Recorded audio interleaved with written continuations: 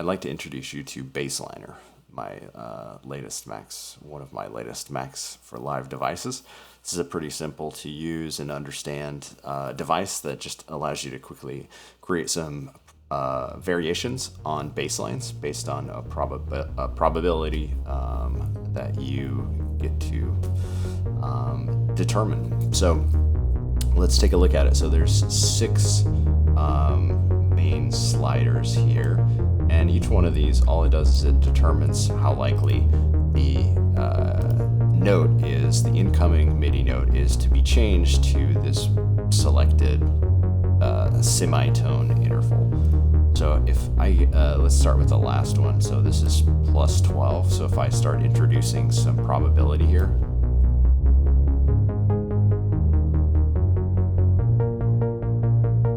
you'll hear that it starts changing that initial incoming MIDI note to 12 semitones higher or an octave.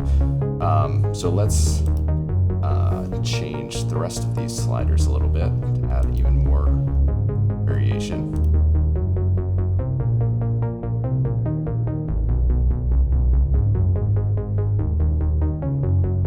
And you can decrease, of course, the incoming note to make it almost, so it's always changing it, for example.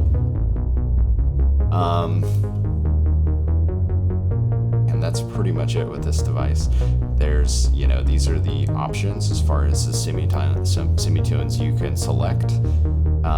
They're the same for each one of these drop downs. This last number box was an addition that I decided to add in after using it for a little while.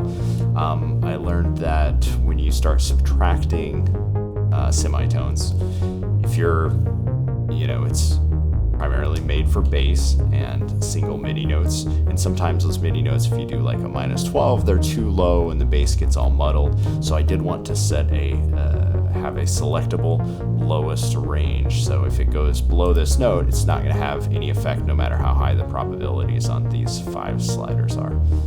So that's what this number box does here. As far as keyboard and MIDI mapping, everything is mappable and automatable, so go crazy with that. And that's BassLiner. Simple enough. It's available on my website now, landonoftheguitar.com. And thanks for watching. Hope you like the device.